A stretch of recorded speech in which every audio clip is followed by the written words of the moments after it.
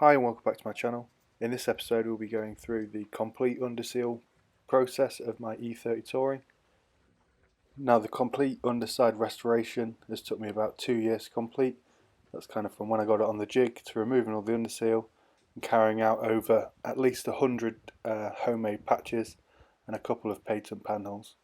There was a lot of welding and fabrication to be done.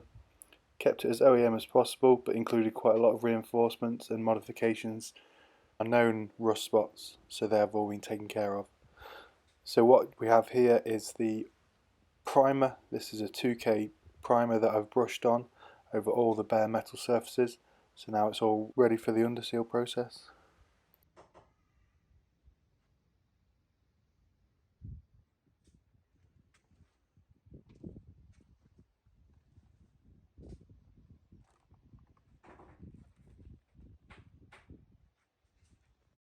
So the first job is to scotch the whole car over all the surfaces that we'll be looking to underseal. It's a nice and simple process, just use some red scotch. It's the correct kind of etching material. It is quite a long process. You want to make sure you get into all your little areas that will need the painting. Even with two of us, this took a decent hour to do.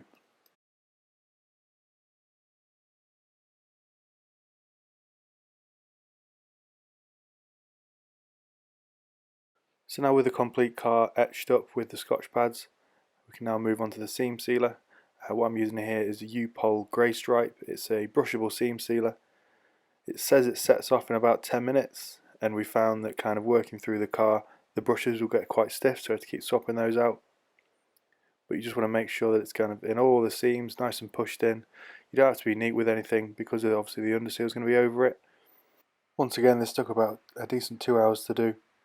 We used 2 tins of the seam sealer, and then once the kind of areas have dried, some of the thicker areas have dried enough to shrink and crack, they just quickly went over those again.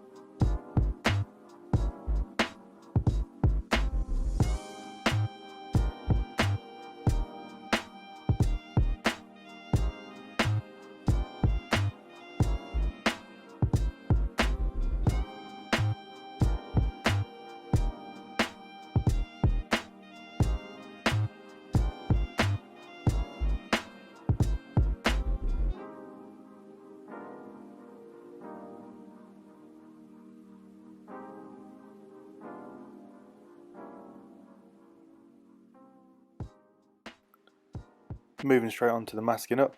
So using this sheet, we were able to turn the car upright, kind of pull it down over, and then cut it to size and mask it up. You don't have to be too neat with this to start with. You can. We did actually go over the masking tape again with a low tack, because then this can be ripped off for after the underseal is done. So then you can apply the paint.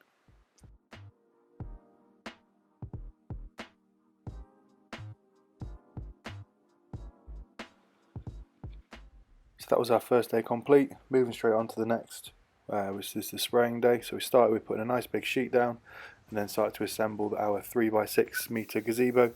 This was sealed to the floor, and all the edges were sealed, and also sealed to the garage, so there was no leakage of any dust. And the first job was to blow down properly this time to clear all out the cavities and the seams to make sure it's nice and clean.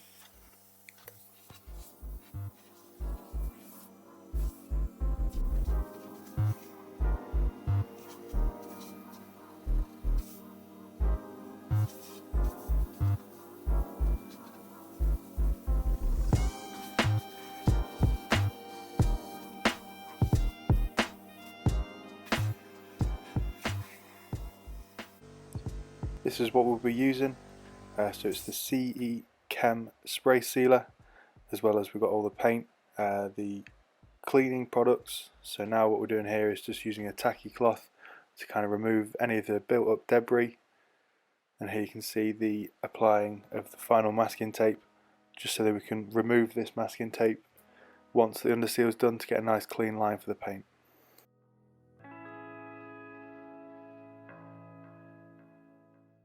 This underseal has been recommended by quite a few people now, so it's something I wanted to try out. Luckily my friend had one of the guns that's used for this exact purpose, so first we were just kind of testing it out and setting it up to what kind of finish we want. This can be altered quite a bit to have different finishes depending on how much sealer you want to come out or the distance from the body of the car.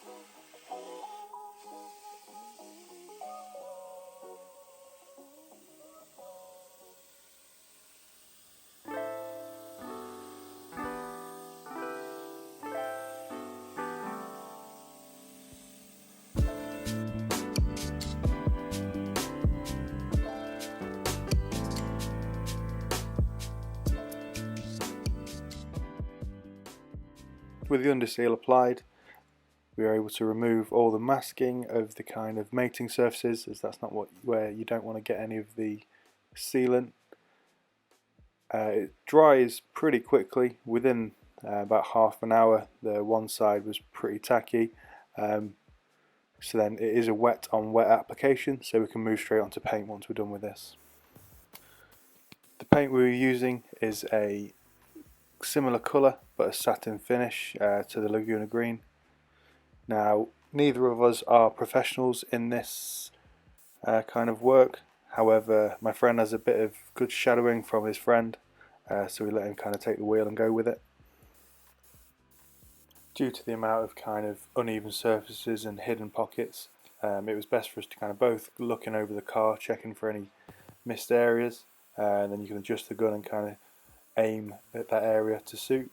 So this took a majority of the time, but once everything was fully covered, all the little hidden areas, we were able to then blow over it again with another coat.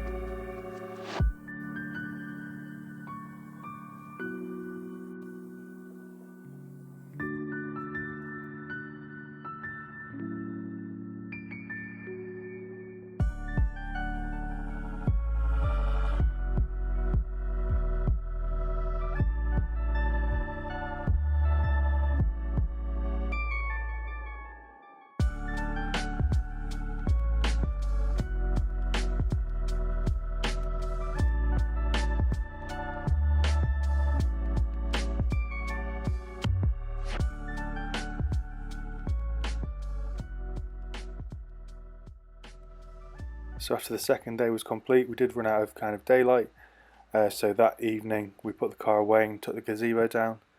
The next day I got the car out just to see how the finish looked, and I'm very happy with the finish. Absolutely amazing job, really. To say that we were able to do it in 2 days as well. Neither of us really expected to be able to do that. But looking over the car, everything is exactly how I wanted it to be.